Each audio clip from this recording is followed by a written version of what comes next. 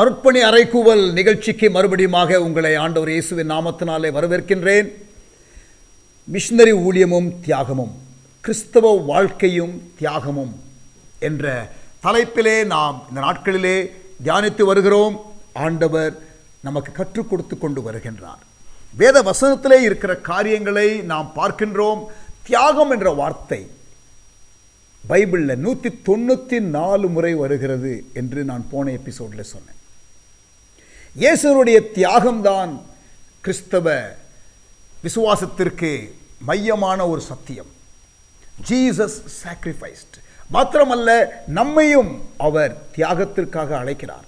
அவரை பின்பற்றுகிறவர்கள் தியாகம் செய்ய ஆயத்தமாய் இருக்க வேண்டும் என்று இயேசு சொல்லுகிறார் என்பதை நான் போன எபிசோடில் உங்களோடு கூட நான் பேசினேன்.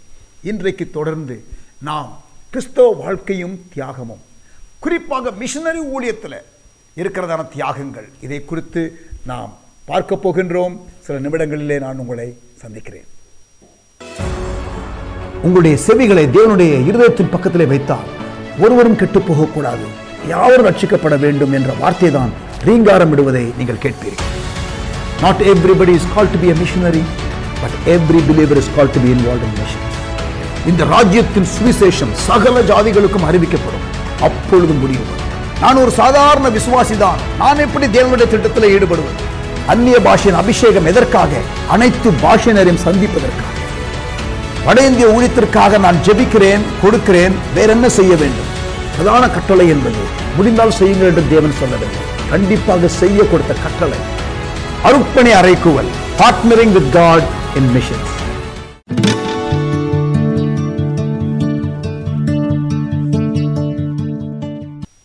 இயேசுவனுடைய சிலுவை மரணம்தான் கிறிஸ்தவ வாழ்க்கையின் அல்லது கிறிஸ்தவ ஜீவியத்திற்கான அடித்தளம். இயேசு நமக்காக பாடுபடாவிட்டால், இயேசு நமக்காக அடிக்கப்படாவிட்டால், இயேசு நமக்காக சிலுவையிலே மரிக்காவிட்டால் நம்முடைய நம்பிக்கை வீணாக இருக்கும். நம்முடைய பாவங்கள் மன்னிக்கப்படாமலே இருக்கும். அவர் அடக்கம் பண்ணப்பட்டு உயிரோடு எழுந்தார். நம்முடைய விசுவாசம் வீணாக இல்லை. அவர் உயிர்த்தெழுந்தார், மரணத்தை ஜெயித்தார், ஆனால் பாடுகளை பட்டார். வாசிக்கலாம். லூக்கா 22ஆம் அதிகாரம் 19-20 வசனங்கள். அவர் சிலுவைக்கு போவதற்கு முன்பாக, before he went to the cross, அவர் சிலுவைக்கு போகிறதற்கு முன்பாக அவர் தம்முடைய சீஷர்களோடு கூட உட்கார்ந்து அவர் இஸ் ஹேவிங் எ மீல், அவர் அவர்களோடு கூட ஆகாரம் புசிக்கிறார். அங்கே ஆகாரம் புசிக்கிறதற்கு முன்பாக அவர்களுக்கு அடையாளமாக அவர் மரிக்கப் போகிற அந்த மரணத்தை குறித்து, அதை அவரை பின்பற்றுகிறவர்கள் நினைவு கூற வேண்டும் என்பதற்காக ஒரு அடையாள மீலாக, கம்யூனியன் என்று நாம் இன்றைக்கு செலிப்ரேட் பண்ணுகின்றோமே, அந்த காரியம். வாசிக்கலாம். 19ஆம் வசனம். பின்பு அவர் அப்பத்தை எடுத்து ஸ்தோத்திரம் பண்ணி அதை பிட்டு அவர்களுக்கு கொடுத்து, இது உங்களுக்காக கொடுக்கப்படுகிற என்னுடைய சரீரமாக இருக்கிறது. லிட்ரலாக எப்படி இந்த பிரெட்டை நான் பிரேக் பண்ணுறனோ அதே போல் my body is going to be broken என்று இயேசு சொல்லுகிறார். என்ன நினைவு கூறும்படி இதை செய்யுங்கள் என்றார். போஜனம் பண்ணின பின்பு அவர் அந்தபடியே பாத்திரத்தையும் கொடுத்து, இந்த பாத்திரம் உங்களுக்காக சிந்தப்படுகிற என்னுடைய இரத்தமாய் இருக்கிறது, இரத்தத்தினால் ஆகிய புது உடன்படிக்கையாய் இருக்கிறது என்றார். இங்கே பாருங்க, இவர் இங்கே இவ்வளவு தியாகமாய் ஜீவனையே கொடுக்கிறதற்காக வந்து அவர் இருக்கிறார். ஆனால் பக்கத்தில் அடுத்த வசனம் நீங்க பாருங்க. யூதாஸ் அந்த நேரத்தில் அவன் சுயநலமாக அவனுக்கு என்ன கிடைக்கும் என்ற காரியத்தை, இயேசுவினுடைய சரீரத்தையே விற்பதற்கு, அவர் தன்னுடைய சரீரத்தை அர்ப்பணிப்பதற்காக ஆயத்தமாக இருக்கிறார். ஆனால் இயேசுவை பின்பற்றுகிற சீஷர்களில் ஒருத்தன் வந்து இயேசுனுடைய சரீரத்தை விற்று அவன் தனக்கு வேண்டிய பணத்தை அவன் பெற்றுக்கொள்ள அவன் முயற்சிக்கிறான். இன்றைக்கு அநேக கர்த்தருடைய பிள்ளைகள் ஆண்டவரை விற்று போடுகிறதான அளவிற்கு சுயநலமாக இருக்கிறதான ஜீவியங்களை நாம் பார்க்கின்றோம் கிறிஸ்தவ வட்டாரத்தில். ஒருவேளை நாம் எழுத்தின்படியே விலைக்கு நாம் விற்கவில்லை யூதாசை போல, ஆனால் நம்முடைய ஆட்டிடியூடு, அந்த சாக்ரிஃபைஸ் பண்ணுவதற்கு இயேசு தியாகம் பண்ணுகிற காரியத்தை குறித்து பேசிக்கொண்டிருக்கின்றார். ஆனால் இங்கே பாருங்க, அவன் அவருடைய சரீரத்தை விற்பதற்காக அவன் புறப்பட்டு அவன் போகின்றான். நம்முடைய வாழ்க்கை தியாகம் நிறைந்ததாக இருக்க வேண்டும் என்று ஆண்டவர் விரும்புகிறார். மத்தேயு 16 அதிகாரத்துக்கு வாங்க. மேத்யூ 16. இயேசு தன்னுடைய சிலுவை மரணத்தை குறித்து சீஷரிடத்திலே இன்னொரு இடத்துல பேசுகிறதை நாம் வாசிக்கலாம். Matthew chapter 16. என்னை யார் என்று மக்கள் சொல்லுகிறார்கள் என்று சீஷர்கள் இடத்துல இயேசு கேட்டார். அப்பொழுது பேதுரு, நீர் ஜீவனுள்ள தேவனுடைய குமாரனாகிய கிறிஸ்து என்று அவன் சரியாக சொன்ன பொழுது அவனை பாராட்டி அவனை மெச்சிக்கொண்டு, சரி, வெளிப்பாடுகள் எல்லாம் பெற்றுக்கொள்கிற நிலைக்கு வந்துவிட்டார்கள் சீஷர்கள் என்று சொல்லி, இப்பொழுது கவனிங்க, மேத்யூ 16 அவர் தன்னுடைய மரணத்தை குறித்து பேச ஆரம்பிக்கிறார். வசனம் 21, மேத்யூ 16 verse 21. அது முதல் இயேசு தாம் எருசலேமுக்கு போய் மூப்பராலும் பிரதான ஆசாரியராலும் வேதபாரகராலும் பல பாடுகள் பட்டு கொலையுண்டு. இது இயேசுவுக்கு தெரியும். கொலையுண்டு, 3ஆம் நாளிலே எழுந்திருக்க வேண்டும் என்பதை தம்முடைய சீஷர்களுக்கு சொல்லத் தொடங்கினார். He began to speak about the death, the suffering that he will go through in a short while. அவர் இன்னும் சில நாட்களுக்குள்ளாக அவர் இப்படிப்பட்டதான அந்த வேதனை வழியாய் கடந்து போவார் என்பதை அவர் அறிந்து சீஷர்களுக்கு இப்பொழுது சொல்ல ஆரம்பிக்கின்றார். அப்பொழுது பேதுரு அவரை தனியே அழைத்து கொண்டு போய், ஆண்டவரே, இது உமக்கு நேரிடக்கூடாதே, இது உமக்கு சம்பவிப்பதில்லை என்று அவரை கடிந்து கொள்ள தொடங்கினான். The disciples were not ready for any sacrifice. சீஷர்கள் எந்த விதமான தியாகத்திற்கும் அவர்கள் ஆயத்தமாக இல்லை. இயேசு அவர் செய்ய வேண்டிய தியாகத்தை குறித்து தான் பேசிக் கொண்டிருக்கிறார். இவர்கள் செய்ய வேண்டிய தியாகத்தை குறித்து அவர் அங்கே பேசவில்லை. அவர் கடந்து போக வேண்டியதான அந்த பாதையை குறித்து தான் அங்கே பேசுகிறார். Cross is the symbol of Christianity, and cross is a symbol of sacrifice. And Jesus is here talking about him going to the cross. And the idea of rejecting the cross is not something modern. Even one of the disciples of Jesus, Peter, he rejected the idea of cross when Jesus talked about it. இயேசு சிலுவை மரணத்தை குறித்து பேச ஆரம்பிக்கும் பொழுது, அது உமக்கு நேரிடக்கூடாது, அது நடக்கக்கூடாது என்று அந்த சிலுவையின் காரியத்தை ரிஜெக்ட் பண்ணுகிறான். அது இயேசுவுக்கு அவசியமாய் இருந்த ஒரு காரியம் தேவனுடைய திட்டத்திலே. அவரோ திரும்பி பேதுருவை பார்த்து, எனக்கு பின்னாக போ சாத்தானே, நீ எனக்கு இடரலாய் இருக்கிறாய். You are not understanding the process that I have to go through. சில வேளைகளில் ஆண்டவர் நம்மை நடத்த விரும்புகிற பாதையை புரிந்து கொள்வதில்லை, அவருடைய நோக்கத்தையும் புரிந்து கொள்வதில்லை. We don't understand the purpose and we don't understand the process. We simply want comfort for our life. நம்முடைய வாழ்க்கைக்கு சௌகரியம் மட்டும் தான் தேவை, ஆசீர்வாதம் தான் தேவை, நன்மை தான் தேவை. அவர் எனக்கு என்ன செய்வார்? இஸ்ரவேலை ஆசீர்வதிப்பதே கர்த்தருக்கு பிரியம். அந்த வசனம் ரொம்ப பிடிக்கும் நமக்கு. இஸ்ரவேலை ஆசீர்வதிப்பதே கர்த்தருக்கு பிரியம். நான் உன்னை ஆசீர்வதிக்கவே ஆசீர்வதிப்பேன். அந்த வசனம் ரொம்ப பிடிக்கும். இதிலும் பெரிதான காரியங்களை காண்பாய். வாவ், சந்தோஷம். அந்த மாதிரி வாக்குத்தத்தம்லாம். என் தேவனால் செய்யக்கூடாத அதிசயமான காரியம் ஒன்றுமில்லை. அவர் உன்னை 2 மடங்கு ஆசீர்வதிப்பார். ஆனால் யோபு கடந்து போனதான உபத்திரவம் இருக்கிறதே, அதெல்லாம் நம்ம யோசிக்கிறது. ஆனால் யோபு 2 மடங்கு ஆசீர்வதிக்கப்பட்டான். யோபு 2 மடங்கு ஆசீர்வதிக்கப்பட்டான் அப்படின்னு சொல்லி அந்த மாதிரி காரியங்கள் எல்லாம் நம்ம ரொம்ப செலிப்ரேட் பண்ணுகிறவர்கள். ஆண்டவரே, நீர் என்னை ஆசீர்வதித்தால் ஊழியர் நான் உம்மை விடுவது இல்லை, யாக்கோபு போல இல்லை ஜெபிக்கிற ஜெபங்கள் எல்லாம் பார்த்திருக்கின்றோம். தப்பு கிடையாது, பைபிளில் அதுவும் இருக்கு. And we can pray for our family blessing. We can pray for our personal life blessing. We can pray for our business blessing. ஆண்டவர் நம்முடைய தொழிலை ஆசீர்வதிக்க வேண்டும், ஆண்டவர் நம்முடைய குடும்பத்தை ஆசீர்வதிக்க வேண்டும், ஆண்டவர் நாம் செய்கிற ஊழியங்களை ஆசீர்வதிக்க வேண்டும், நம் கையிட்டு செய்கிற காரியங்களை ஆசீர்வதிக்க விரும்புகிற தேவன்தான். ஆனால் இன்னொரு காரியமும் இருக்கிறது பைபிளில். அவருடைய நோக்கத்தை அறிந்து கொள்வது, அவருடைய அந்த சிலுவை மரணத்தின் பாதையிலே அவர் எப்படி கடந்து போனாரோ, நீதியாய் நடந்தாலும் உபத்திரவத்தின் பாதை வழியாக கடந்து போனாரோ, அதுபோல சில வேளைகளிலே ஆண்டவர் நம்மை அவருடைய அந்த நோக்கத்தை நிறைவேற்றுவதற்காக சில வேளைகளிலே அவர் நம்மை கடினமான பாதையிலே நடத்துவது உண்டு என்பதை நாம் மறந்துவிடக்கூடாது. இதை நன்றாக அறிந்தவர்கள் மிஷனரிகள். Missionaries understand this very much and they're willing to submit to the process that God would take them through. அது கடினமான காரியமாக இருந்தாலும் மிஷனரிகள் அதை நன்றாக அறிந்து அவர்கள் தியாகம் செய்கிறார்கள். டேவிட் லிவிங்ஸ்டன் இவருடைய தியாகத்தை குறித்து நான் ஏற்கனவே உங்களுக்கு சொல்லியிருக்கிறேன். Let me repeat again. ஆப்பிரிக்காவில் 250 ஆண்டுகளுக்கு முன்பதாக அவர் மிஷனரியாக போனார், மெடிக்கல் மிஷனரியாக போனார். ஜாம்பியா என்ற தேசத்தில் இன்றைக்கும் அவருடைய கல்லறை இருக்கிறது. அவருடைய இருதயம் அங்கே அடக்கம் பண்ணப்பட்டது. இப்போ நான் சில ஆண்டுகளுக்கு முன்பதாக நான் ஜாம்பியா போயிருக்கும்போது அந்த கல்லறையை பார்ப்பதற்காக எனக்கு ஒரு வாய்ப்பு கிடைக்குமா என்று நான் ஆசையாக கேட்டேன். என்னை அந்த அழைத்து கொண்டு போன நபர்களிடத்தில் அவர்கள் என்னை அந்த இடத்துக்கு கொண்டு போனார்கள். அங்கே இன்றைக்கும் கரண்ட் இல்லை. அந்த பர்டிகுலர் வில்லேஜில் where David Livingstone is buried. David Livingstone அடக்கம் பண்ணப்பட்டதான அந்த இடத்துல இன்றைக்கும் கரண்ட் இல்லை. Imagine 250 years ago.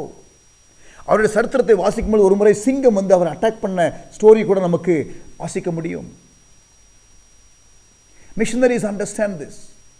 அவருடைய நோக்கத்திற்காக நான் பாடுகளை அனுபவிப்பது என்பது பரவாயில்ல என்று ஏற்றுக்கொள்கிறவர்கள். இங்கே பாருங்க, பீகாரில் மிஷனரி ஊழியத்தை செய்து கொண்டிருக்கின்றோம். 22 ஆண்டுகளாக இதில் எங்களுக்கு சீனியர் மிஷனரியாக இருக்கிற பிரதர் கார்த்திக், லிசன் கேர்ஃபுல்லி, அவர் இப்போ எங்கள் டீமில் வந்து அவர் தான் வந்து senior most missionary. Still young man. ஆனால் வந்து அவர் திருமணம் ஆகிறதற்கு முன்பாகவே வாலிப பருவத்திலேயே அவர் மிஷனரியாக போனார். இன்றைக்கு இஸ் லீடிங் த டீம். அவர் இப்போ வந்து ஒரு 1 year முன்னாடி வரைக்கும் ஆல்மோஸ்ட் ஃபார் 15 years 15 வருஷமாக அவருக்கு நாங்கள் கொடுத்துருந்த ஃபெசிலிட்டி என்ன தெரியுமா? ஒரு சின்ன 10x10 கூட இருக்காது, ஒரு 8x8 room, no attached toilet. சரியா? 8x8 room. உள்ளே வந்து அந்த டபுள் பெட் ஒன்று போட்டால் வந்து நடக்கிறதுக்கு இடம் இருக்காது. அந்த மாதிரி டைட்டான ஒரு ரூமு. நாங்கள் அவர் கஷ்டப்படணும், அவருக்கு வசதியான இடம் கொடுக்கக்கூடாது என்பதுனாலே கிடையாது. அந்த மாதிரி ஃபெசிலிட்டி எங்ககிட்ட இல்லை. ஆரம்பத்தில் குடிசையில் இருந்தார்கள். இப்பொழுது ஒரு பில்டிங் இருக்கிறது. அந்த பில்டிங்கில் ஒரு ரூம் தான், அந்த சின்ன ரூம் தான் வந்து கொடுக்க முடிகிறது. பல மிஷனரிகள் இருக்கிறார்கள். சிலர்லாம் 5 பேர் 6 பேர் ஒரே ரூமில் பங்க் பெட்டில் ஸ்டே பண்ணுறாங்க. சிலர் வந்து அந்த டின் ரூஃப் ஷீட்டில் அந்த ஸ்கூல் ஹாஸ்டல் பிள்ளைங்க இருக்காங்க தெரியுமா, அவங்களோட கூட இவர்களும் ஒரு பங்க் பெட்டில் படுத்திருப்பார்கள். But nobody complaints. என்ன தெரியுமா, யாரும் கம்ப்ளைண்ட் பண்ணுறதில்லை. அவருக்கு திருமணமானது. அந்த சீனியர் மிஷனரி கார்த்திக்கு மனைவி அவரும் அந்த ரூமில் தான் இருந்தாங்க. ஒரு மகள் பிறந்தாள். அந்த மகளும் இப்போ கிட்டத்தட்ட வந்து ஒரு 7-8 வயசு.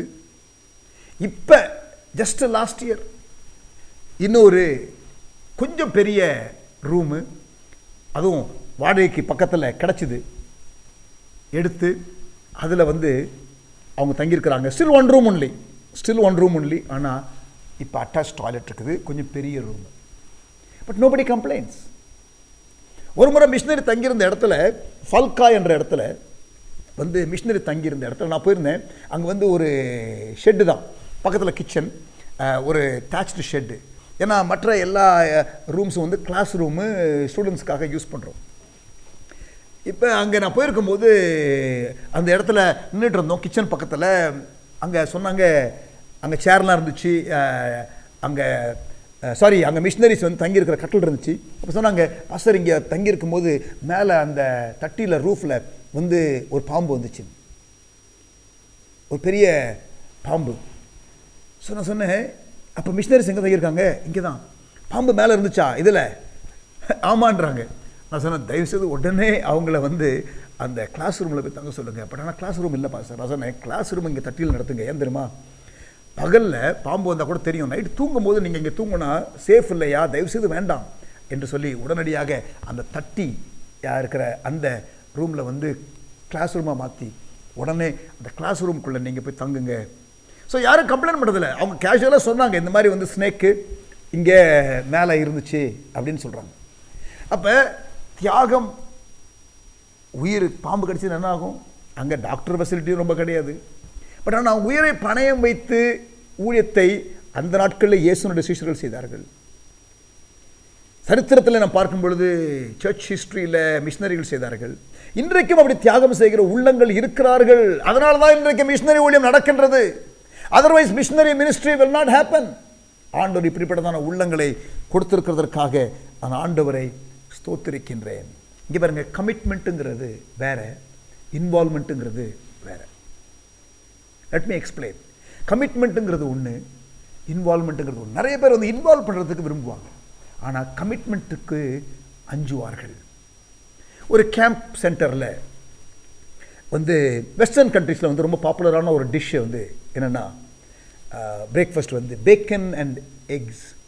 பேக்கன்னா பன்றிக்கறி, சரியா? நம்மள நிறைய பேர் சாப்பிட மாட்டோம், பட் ஆனால் வந்து வெஸ்டர்ன் கண்ட்ரியில் வந்து இது ஒரு பெரிய ஒரு டெலிகசி. ஸோ பேக்கன் பன்றிக்கறியை வந்து நல்லா வந்து அதை கொஞ்சம் ரோஸ்ட் பண்ணி ஒரு மாதிரி கொடுப்பாங்க. அப்புறம் வந்து எக் ஆம்லெட்டு. ஸோ வெஸ்டர்ன் கண்ட்ரீஸில் வந்து இது very special breakfast.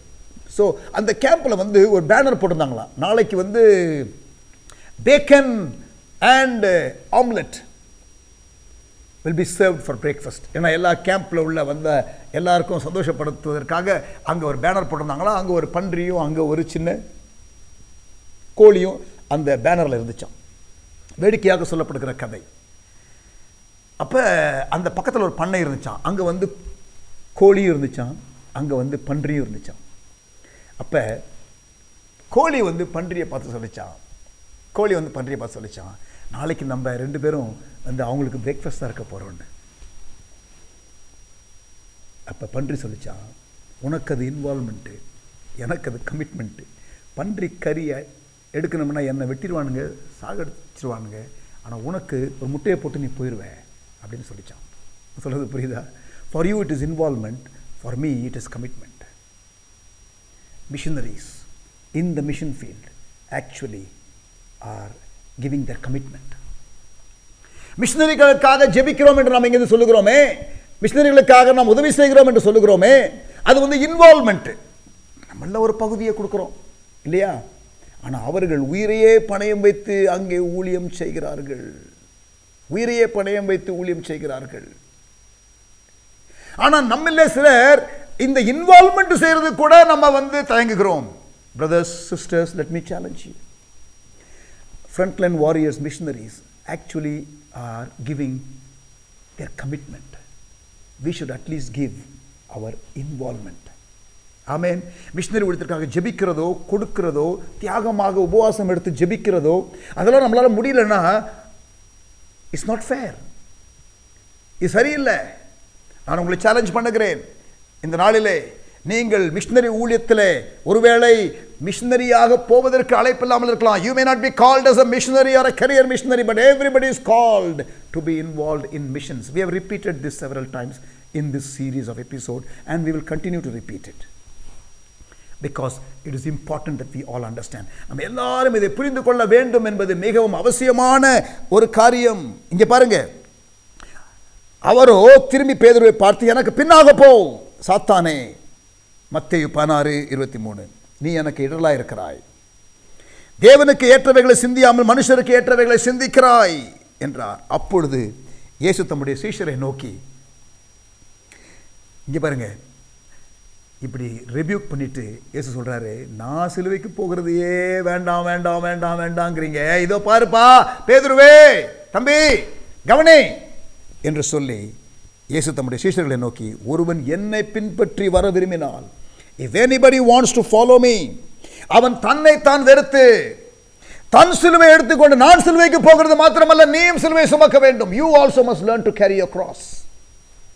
That is discipleship. கவனிங்க, அவன் தன்னை தான் வெறுத்து தன் சிலுவையை எடுத்துக்கொண்டு என்னை பின்பற்றி வர கடவன். தன் ஜீவனை ரட்சிக்க விரும்புகிறவன் அதை இழந்து போவான். Self preservation is what human beings long for, but denying self is discipleship. Self preservation, இன்னைக்கு எல்லாரும் நம்ம போராடுகிறது, மனிதர்கள் போராடுகிறது தங்களை பாதுகாத்துக் கொள்ள வேண்டும். But Christian faith or discipleship beckons and invites you and calls you to a life of sacrifice. தன் ஜீவனை ரட்சிக்க விரும்புகிறவன் அதை இழந்து போவான். என் நிமித்தமாய் தன் ஜீவனை இழந்து போகிறவன் அதை கண்டடைவான். மனுஷன் முழு உலகத்தையும் ஆதாயப்படுத்தி கொண்டாலும் தன் ஜீவனை நஷ்டப்படுத்தினால் அவனுக்கு லாபம் என்ன? மனுஷன் தன் ஜீவனுக்கேடாக என்னத்தை கொடுப்பான்? உலகத்தில் உள்ள எல்லா பொருளையே ஆசையே நம்ம கொண்டு அதையே நாம் பெற்றுக்கொள்ளணும்னு விரும்பி வாஞ்சித்து, ஆனால் தியாகம் நித்திய காரியத்திற்காக ஆயத்தப்படுதல் அந்த காரியங்களே யோசிக்காமலே வாழுகிறோமே என்ற சவாலை இங்கே இயேசு வைக்கிறார். இயேசு சொல்லுகிறார், நீங்கள் சிலுவையை சுமக்க வேண்டும். நான் சிலுவை சுமக்கிறது ரைட்டு, அதையே ரிஜெக்ட் பண்ற Peter. But let me tell you Peter, you also must take up your cross. நீயும் சிலுவையை சுமக்க வேண்டும். You also must take up the cross. வாழ்க்கையில், நம்முடைய வாழ்க்கையில் நம்ம அனுபவிக்கிற நிறைய காரியங்கள் மற்றவர்களுடைய தியாகத்தினால தான். தெரியுமா? சர்ச் சர்வீஸ் எடுத்துக்கிடுங்களேன். நம்ம போய் சர்ச் சர்வீஸில் ஒரு ஹாலில் உட்காருக்கிறோம். ஆனால் அந்த ஹாலை ரெடி பண்ணுறது, அதை க்ளீன் பண்ணுறது, இல்லை அந்த ஸ்டேஜை ரெடி பண்ணுறது, அந்த எக்யூப்மெண்ட்ஸை ரெடி பண்ணுறது, அதெல்லாம் பார்த்திங்கன்னா சிலர் தியாகமாக செய்கிறார்கள். எங்களுடைய சபை ஆராதனையில் பார்த்தீங்கன்னா சம்டைம்ஸ் இந்த ப்ரீவியஸ் நைட்டு சில வாலிப தம்பிகள் போய் செய்வார்கள். சிலர் காலையில் 1 மணி நேரம் 1.5 மணி நேரத்துக்கு முன்னாடி செய்வார்கள். ஆனால் சர்வீஸ்க்கு வருகிறவர்கள் பார்த்தா லேட்டாக வருவாங்க. பார்த்துறீங்களா? 1.5 மணி நேரத்துக்கு முன்னாடி வாலண்டியர்ஸ் ஒர்க் பண்ணுறாங்க, அதுக்கு ப்ரீவியஸ் நைட் ஒர்க் பண்ணுறாங்க. ஆனால் சிலர் அந்த ப்ரிவிலேஜ் இருக்குதே, சிலருடைய தியாகத்தில் சொகுசாக இருக்கிறதான ஒரு காரியம் இருக்குது, அதை கூட சரியாக செய்வதில்லை. Believers listen. God's children listen. What is your commitment? உங்களுடைய ஒப்புக்கொடுத்தல் என்ன? இயேசு பின்பற்றுகிறதான நீங்கள், உங்களுடைய பிரதிஷ்டை என்ன? உங்களுடைய கமிட்மெண்ட் என்ன? கம்ப்ளைண்ட் பண்ணவே இல்லை மிஷனரிஸ், அவருடைய அக்கமடேஷன் சரியாக இல்லாத பொழுது. And even now they don't. இப்பயும் பார்த்தீங்கன்னா நமக்கு கிட்டத்தட்ட ஒரு 130 ஊழியர்கள் இருக்கிறார்கள். அதில் பார்த்தீங்கன்னா கிராஸ் கல்ச்சரல் மிஷனரிஸ், மாற்று கலாச்சார மிஷனரிகளாக இருக்கிறவர்கள் நாம் அக்கமடேஷன் கொடுக்குறோமே கேம்பஸ்குள்ளே, அவர்களுக்கு நம்ம போதுமான அளவுக்கு அக்கமடேஷன் கொடுக்க முடியல, கம்ஃபர்டபுளாக கொடுக்க முடியல. யாரும் கம்ப்ளைண்ட் பண்ணலை. ஜெபித்துக் கொண்டிருக்கின்றோம், ஆண்டவர் நமக்கு உதவி செய்ய வேண்டும், அவர்களுக்கு கூடுமானவரை ஃபெசிலிட்டிஸை கொஞ்சம் இம்ப்ரூவ் பண்ணி கொடுக்க வேண்டும் என்று. ஆனால் அவங்க கம்ப்ளைண்ட் பண்ணல. That is the beauty. அவர்கள் அதை குறித்து அது இருந்தால் தான் நான் இங்கே இருப்பேன் என்று ஒருவரும் ஒரு காலம் சொன்னதில்லை. they have never said that. Drinking water school கேம்பஸில் பார்த்தீங்கன்னா போர்வெல் போட்டால் அங்கே இரும்பு ஸ்மெல்லோடு தான் அந்த தண்ணி வரும். அதை ரொம்ப குடிக்க பல்லெல்லாம் கூட நமக்கு சரியான கலரில் இருக்காது. யாரும் கம்ப்ளைண்ட் பண்ணல. அப்புறம் தான் பார்த்து அது என்ன பண்ணுறோன்னு சொல்லிட்டு நாங்கள் அந்த வாட்டர் பியூரிஃபிகேஷன் சிஸ்டம்லாம் கொஞ்சம் க்ரியேட் பண்ணி இப்போ எல்லா ஸ்கூல்ஸ்லையுமே அந்த வாட்டர் பியூரிஃபைங் அந்த ஃபில்டர்ஸை கொஞ்சம் ரெடி பண்ணி கொஞ்சம் டீப் போர்வெல்ஸ் எல்லாம் போட்டு இப்போ கொடுத்துருக்குறோம். மிஷினரி ஊழியத்தை செய்கிறதான அந்த மிஷினரிகளுக்கு குளிர்காலத்தில் வின்டர் சீசனில் அந்த கம்பளி, அந்த வாட் யூ கால் அந்த பிளாங்கெட்ஸ், அந்த தங்களுடைய அந்த குளிரை அவர்கள் போக்கிக் கொள்வதற்காக, ஏன்னா கரண்ட் கிடையாது, ஹீட்டர் கிடையாது இல்லையா, அந்த கம்பளி கொடுப்போம். Every year around October November அந்த கம்பளி வாங்கி கொடுப்போம். எவ்ரி இயர் எல்லா மிஷினரி ஆர்கனைசேஷன்லையும் பொதுவாக வாங்கி கொடுப்பார்கள். ஒரு ஃபேமிலிக்கு சில காரியங்கள், அப்புறம் தனிப்பட்ட மிஷினரிகளுக்கு என்று சொல்லி கம்பளி இயர்லி ஒன்ஸ் அது பார்ட் ஆஃப் மிஷினரி ஒர்க்கு. அதுவும் நார்த் இந்தியாவில் இருக்கிறவங்களுக்கு அதை கொடுக்கறது உண்டு. அதை கொடுத்து கொண்டே வந்தோம் அவருடைய கிருபையினால. அப்புறம் ஒரு 3 வருடங்கள் தொடர்ந்து கொடுக்க முடியல. 3 வருடங்கள் தொடர்ந்து கொடுக்க முடியல. எனக்கு ரொம்ப கஷ்டமாக இருக்கும். நான் பிஆருக்கு போகும்போதெல்லாம் பார்த்தா ஒரு poor dad cannot buy clothes for children, இல்லை ஒரு ஏழை தகப்பன் பிள்ளைகளுக்கு துணி வாங்கி கொடுக்க முடியல, எப்படி ஃபீல் பண்ணுவார்? I hate that kind of feel. ஒரு முறை நான் பாட்னாவுக்கு போயிருந்தேன். அங்கே ஒரு மிஷன் ஆர்கனைசேஷனில் நான் ஒரு போர்டு மெம்பர். அங்கே ஒரு போர்ட் மீட்டிங்காக கூப்பிட்டுருந்தாங்க. முடிஞ்ச உடனே எல்லாருக்கும் வின்டர் க்ளோதிங் கொடுக்கறதுக்காக நான் போர்ட் மெம்பராக இருந்ததுனால என்னை கொடுக்க சொன்னாங்க. ஸோ நான் எல்லாருக்கும் கொடுத்தேன், ஃபோட்டோலாம் எடுத்தாங்க. அது முடிஞ்ச உடனே நைட்டு ட்ரெயின் ஏறி நான் எங்கள் ஃபீல்டுக்கு போனேன். எங்கள் மிஷினரிகளுக்கு யாருக்குமே வின்டர் க்ளோதிங் கொடுக்க முடியல. 3 years in a row. அன்னைக்கு ஆல்மோஸ்ட் ஐ கிரைட். ஆண்டவரே, மிஷினரிகளுக்கு எங்கள் பிள்ளைகளுக்கு ஆண்டவரே கம்பளி கொடுக்க முடியலையே என்று சொல்லி. அந்த ஆர்கனைசேஷனில் நான் கொடுத்தனே பாட்னாவில், அது எவ்ரி இயர் கொடுப்பாங்க. இது 3rd year in a row கொடுக்குறாங்க. இங்கே 3 years கொடுக்கல. அன்னைக்கு நான் ஜெபம் பண்ண, ஆண்டவரே அப்படிப்பட்ட நிலைமை வரக்கூடாது ஆண்டவரே, எங்களுக்கு இந்த வருகிற வருஷம் எப்படியாவது கொடுத்துடணும். கடவுளுடைய கிருபையில் அதுக்கப்புறம் நாங்கள் கிட்டத்தட்ட ஒரு 7 வருஷம் இப்போ தொடர்ந்து கொடுக்குறோம். இடையில ஒரே ஒரு வருஷம் கொடுக்க முடியல. 7 years we have been giving. Amen. Praise the Lord. ஆனால் என்ன தெரியுமா பியூட்டி, இவர்கள் கம்ப்ளைண்ட் பண்ணுவதில்லை, இவர்கள் குறை சொல்லுவதில்லை. மிஷனரிஸுடைய சாக்ரிஃபைஸ் தான் ஊழியத்தை அட்வான்ஸ் பண்ணுகிறது. God's purpose cannot be advanced without sacrifice. Jesus sacrifice on the cross. அது இல்லாமல் நமக்கு ரட்சிப்பு இல்லை. அதே போல் இன்றைக்கு நாம் தியாகம் பண்ணாமல் ஆண்டவருடைய ராஜ்யம் எக்ஸ்பேண்ட் ஆக போவதில்லை. பிரியமானவர்களே, தியாகம் என்ற தொடர் போன செய்தியிலும் நான் பேசினேன், இன்றைக்கும் பேசினேன். தொடர்ந்து நான் அடுத்த எபிசோட்லேயும் இந்த தியாகத்தை பற்றி தான் பேசப் போகின்றேன். ஏனென்றால் வேதத்தில் அநேக சம்பவங்கள், அநேக வேத வசனங்கள் அதற்கு ஆதாரமாக இருக்கிறது. தியாகம் செய்ய அஞ்சக்கூடாது. அதாவது I am not saying sacrifice for the sake of sacrifice. No. But if you have to sacrifice, you must be willing. ஆமென். ஆட்டுக்குட்டியின் ரத்தத்தினால, சாட்சியின் வசனத்தினால, அப்புறம் ஜீவனையும் பணயமாக பார்க்காமல். ரெவலேஷன் 12. அப்படித்தான் பிசாசு ஜெயித்தார்கள். பிசாசு ஜெயிப்பதற்கு, தேவனுடைய ராஜ்யத்தை அட்வான்ஸ் பண்ணுவதற்கு தியாகம் என்பது அவசியமாக தேவைப்படுகிற ஒரு முக்கியமான ஒரு அம்சம். கர்த்தர் உங்களுக்கும் எனக்கும் அந்த காரியத்தை இன்றைக்கு பேசியிருக்கிறார். Let us commit ourselves to advance his purpose even if it means sacrifice. ஜெபிக்கலாமா? தகப்பனே, எங்களோடு கூட பேசின வார்த்தைகளுக்காக நன்றி. தொடர்ந்து ஆண்டவரே எங்களோடு கூட நீர் இந்த தியாகத்தை குறித்து பேசிக் கொண்டிருக்கிறீர். நீர் எங்கள்கிட்ட பேசினது ஆண்டவரே ஒரு செய்தியாக மாத்திரமல்ல, நீர் வாழ்ந்து காட்டினீர். ஆண்டவரே, உம்முடைய சீஷர்கள் வாழ்ந்து காட்டினார்கள். சரித்திரத்திலே உள்ள மிஷனரிகள் வாழ்ந்து காட்டினார்கள். இன்றைக்கு எங்களுக்கு இந்த சவால் வருகிறது. நாங்களும் தியாகமாக, குறிப்பாக மிஷனரிகளாக போகிறவர்களை தாங்குவதற்கும் ஜெபிப்பதற்கும் எங்களுடைய கமிட்மெண்ட்டை நாங்கள் இன்க்ரீஸ் பண்ண எங்களோடு கூட பேசினதற்காக ஸ்தோத்திரம். இயேசுவின் நாமத்தில் ஜெபிக்கிறோம் நல்ல பிதாவே. ஆமென். ஆமென். 1999 ஜனவரி முதல் ஹார்வெஸ்ட் மிஷன் ஊழியங்கள் பீகாரில் துவங்கி கடந்த 23 ஆண்டுகளாக உள்ளூர் ஊழியர்களை பயிற்றுவிக்கும் பணியையும் ஊழியங்களையும் முறையாக செய்து வருகின்றது. பீகார் மாநிலத்தில் 80 விழுக்காட்டிற்கும் அதிகமான கிராமங்களில் இன்னும் இயேசுவின் நற்செய்தி எட்டவில்லை. இப்படிப்பட்ட கிராமங்களை மையமாக வைத்து வாழ்வில் நம்பிக்கையை கொண்டு வரக்கூடிய இயேசுவின் நற்செய்தி அறிவிக்கப்படுகிறது. பெரும்பாலான கிராமங்களில் குடிநீர் வசதி சரிவர இல்லாததினால்தான் இயன்றவரை குடிநீர் வசதி ஏற்படுத்தி கொடுக்கப்படுகின்றது. ஒருபோதும் தாகம் எடுக்காத ஜீவ தண்ணீரை அருளுகின்ற இயேசுவும் அறிமுகப்படுத்தப்படுகின்றார். கல்வி மையம் இல்லாத 30 அல்லது 40 கிராம பகுதிகளை மையமாக வைத்து ஆங்கில மொழி வாயிலாக கல்விக்கூடங்கள் ஏற்படுத்தப்பட்டு 4 பள்ளிகளில் சுமார் 1500 மாணாக்கர் பயின்று வருகின்றனர். 80% மக்கள் கிராமங்களில் தான் வாழ்கின்றனர். இவர்களுக்கு தேவையான அடிப்படை கல்வியும் இதர தொழில் பயிற்சிகளும் கொடுக்கப்பட்டு மேம்பாட்டு திட்டங்கள் செயல்முறையில் உள்ளன. கூடுமானவரை திருச்சபை இல்லாத 10 அல்லது 20 கிராமங்களுக்கு ஒரு திருச்சபை கட்டிடம் என்ற முயற்சி எடுத்து இயன்றவரை அக்கிராம மக்களின் ஈடுபாட்டுடன் கட்டப்படுகின்றது.